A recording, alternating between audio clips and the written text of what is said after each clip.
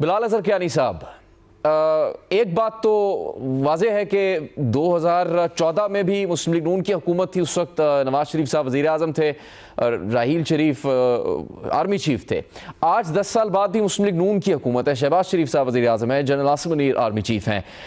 کیا ریاست کا یہ فیصلہ آپ کو اب بھی، چونکہ اب آپ پارلیمنٹ کا بھی حصہ ہیں، پختہ نظر آتا ہے کہ دہشت گردی کے خلاف جنگ پہ کوئی سمجھوتا نہیں ہوگا؟ ہم کہاں کھڑے ہیں اس وقت؟ چونکہ 10 سال گزرنے کے بعد اس وقت بھی دہشت گردی کا سامنا ہے پاکستان کو، اور خیبر پختونخوا اس سے متاثر ہے اس وقت بھی۔ جی بسم اللہ الرحمن الرحیم۔ جنید صاحب بہت شکریہ جی کیپٹل ٹاک میں دعوت دینے کا۔ یقیناً جی آپ نے جو پورا ایک انٹروڈکشن کیا آج کے پروگرام کا، اور جو پیکیج بھی آپ نے چلایا، تو یقیناً جی آج ایک بہت ہی ایک افسوسناک ایک اینیورسری ہے، 10 سالہ اینیورسری ہے ایک بہت ہی بڑے ثانیے کی، اور جس نے ہماری تاریخ میں بہت سارے دردناک دن ہیں، بہت ساری چیزیں ایسی ہیں، مگر یہ ایک اور ہی میرے خیال سے جی پورے ملک کو ہلا دینے والی ایک ثانیہ تھا۔ 132 بچے جس میں شہید ہوئے، 147 کل افراد شہید ہوئے اس میں، تو پورا ملک کھل گیا تھا جی۔ اور جیسے کہ آپ نے کہا کہ اس وقت یقیناً ایک سوگ کا سما تھا، اور آج بھی اسی طرح ہی جب ہم وہ دن یاد کرتے ہیں تو آپ کے بھی ابتدائیے میں، اور کوئی بھی شخص، کوئی بھی پاکستانی کسی بھی جماعت سے تعلق رکھتا ہو، کسی بھی حصے سے ہو اس ملک کے، وہ میرے خیال سے وہی درد اور غم میں اسی میں شریک ہے۔ جہاں تک بات ہے جی کہ اس کے بعد دہشت گردی کے حوالے سے کیا کیا گیا، آپ نے خود ابھی بتایا کہ اس ٹائم پہ مسلم لیگ نون کی حکومت تھی، اور ایک نیشنل ایکشن پلان مرتب کیا گیا تھا 7-8 دن کے اندر ہی، مجھے یاد ہے واقعہ کہ یہ ایکشن پلان اگری کیا گیا تھا، اور اس میں ساری پولیٹیکل پارٹیز کو دعوت دی گئی تھی۔ نواز شریف صاحب نے اس ٹائم پہ لیڈرشپ بطور پرائم منسٹر اس بہت ہی مشکل وقت میں دکھائی تھی، اور ساری جماعتوں کو دعوت دے کے سب ایک پولیٹیکل ایک ول کے ساتھ اپنی لا انفورسمنٹ ایجنسیز، اپنی افواج کے پیچھے کھڑے ہونے کا ایک اعادہ کیا تھا، جس کے نتیجے میں آپ کو یاد ہوگا کہ رد الفساد اور ضرب عضب جیسے آپریشن ہوئے تھے، جس سے ملک میں دہشت گردی کا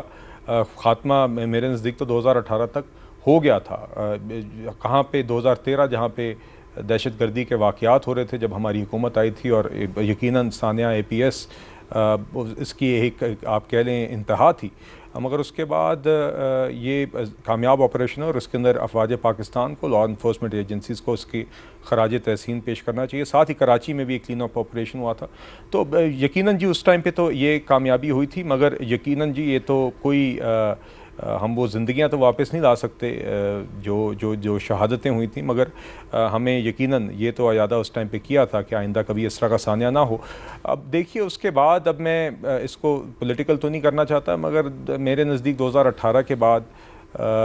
کچھ اس میں ریورسلز آئے ہیں، جو جس طرح کی ایک جس طرح کی کنوکشن کے ساتھ اس ٹائم پہ آپریشنز 2018 تک کیے گئے تھے، میرا خیال ہے کہ کچھ ہماری پالیسیز اس ٹائم پہ حکومتی اس کے بعد ایسی رہیں جس سے دہشت گردی کا خیبر پختونخوا میں میرے نزدیک کچھ ایسی غلطیاں ہوئی ہیں، مگر آج بدقسمتی سے پھر ہم دیکھ رہے ہیں کہ دہشت گردی کا ایک چیلنج ہے،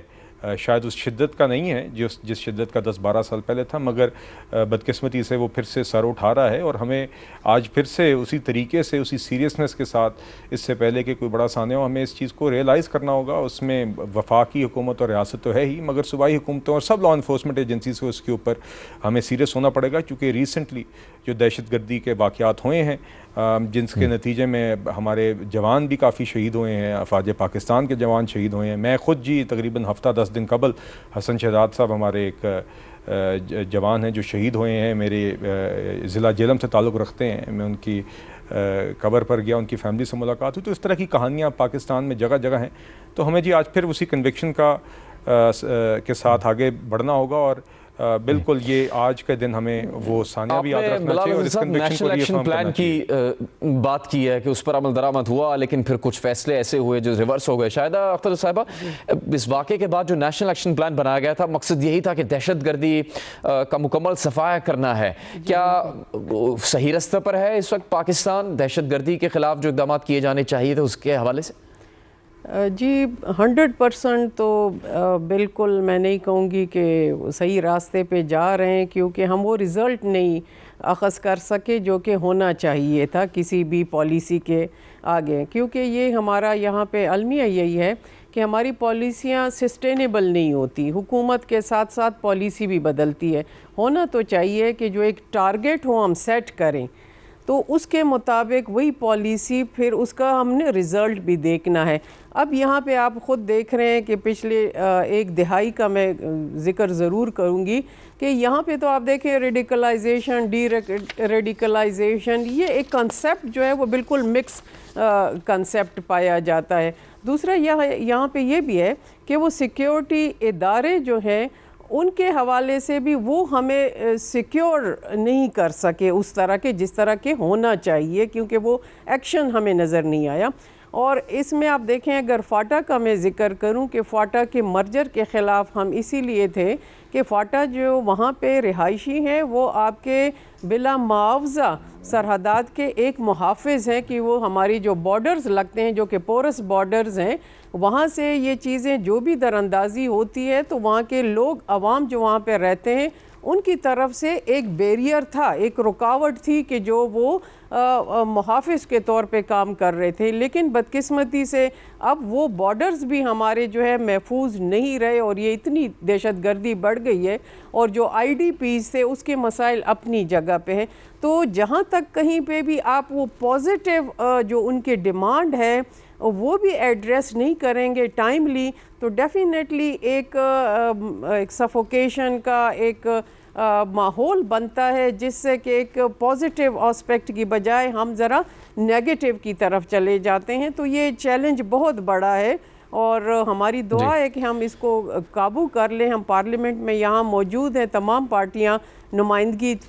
थोड़ी बहुत होती रहती है, लेकिन हमें उन पॉलिसियों को देखना है। एक हुकूमत अलाउ करती है, दूसरी हुकूमत पाबंदी लगाती है, तो ये चीज़ें जो है वो मिक्स हो रही हैं। हमें वंस फॉर ऑल जो हमारे पैरामीटर सेट हैं उनकी पॉजिटिविटी की तरफ जाना चाहिए। जी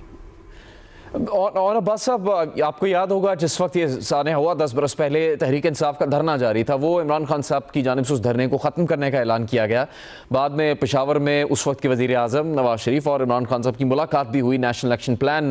पर आगे काम करने के लिए। चूँकि इतना बड़ा वाक़या था कि सभी इस पर मुत्तफ़िक थे कि इसके ख़िलाफ़ एक्शन लेना होगा, दहशतगर्दों के ख़िलाफ़। जब हम सियासी इस्तेहकाम की बात करते हैं तो तहरीक इंसाफ पर तनकीद भी होती रही है, इस वक्त भी हो रही है तनकीद के आपकी जमात के दौरे हुकूमत में दहशतगर्दों को रियायतें दी गई या ऐसे कुछ फैसले किए गए जिससे फिर से दहशतगर्दी दोबारा शुरू होने की वजह बनी। तो क्या तहरीक इंसाफ समझती है कि उसकी क्या ज़िम्मेदारी है खैबर पख्तूनख्वा में हुकूमत होने के साथ, और वफाक में आप खुद ऐवान बाला के मेंबर हैं? आउज़ुबिल्लाहिमिनश्शैतानिर्रजीम, बिस्मिल्लाहिर्रहमानिर्रहीम। जुनैद साहब, मैं थोड़ा सा आपसे डिसएग्री करूँगा। अगर आपको याद हो, जब आज से 10 साल पहले ये वाक़या हुआ तो खान साहब भी गए थे, मियाँ नवाज शरीफ मौजूद थे। उस नेशनल एक्शन प्लान को चलाने के लिए ऑब्वियसली सूबाई गवर्नमेंट की रोल ने प्ले करना था। उसके बाद 2014 से लेकर आज तक हमारी ही गवर्नमेंट है, लेकिन कोई भी सूबाई हुकूमत जब तक फेडरेशन की उसके साथ कोई उनको स्ट्रेंथ ना हो वो एग्जीक्यूट नहीं कर पाते। मैं बिलाल साहब से शायद डिसएग्री करूंगा। उन्होंने कहा जी हालात वो नहीं है जो 2014 में थे। अगर हम KPK को पाकिस्तान और फेडरेशन का हिस्सा समझते हैं तो कोहाट से लेके टांग तक, यानी कोहाट, बन्नू, करक, डेरा इस्माइल खान और टांग, और फिर आपकी जो 7 के 7 डिस्ट्रिक्ट्स नए जो फाटा के जो मर्जर हो के अब नए डिस्ट्रिक्ट्स बने, उन तमाम में इस वक्त लॉ एंड ऑर्डर की सिचुएशन बहुत ख़राब हो चुकी। और उसकी वजह यही है कि जो फेडरेशन ने जो डिसीजंस करने थे वहाँ पे एग्जीक्यूशन के लिए, इम्प्लीमेंटेशन के लिए वो शायद उस हिसाब से इतनी सीरियस नहीं है। वेरी फ्रैंकली मैं एक आइडिया लेता हूँ, हमने 7 डिस्ट्रिक्ट्स को मर्जर करके इस वक्त सूबे में शामिल कर दिया। अब उन 7 डिस्ट्रिक्ट्स को पैसे जाने थे, डिस्ट्रिक्ट एडमिनिस्ट्रेशन के ऑफिस बनने थे, DC के दफातर बनने हैं, मजिस्ट्रेट की अदालतें बननी है, वहाँ पर आपके डिफरेंट किस्म के जितने भी डिस्ट्रिक्ट्स में डिफरेंट किस्म महकमे होते हैं,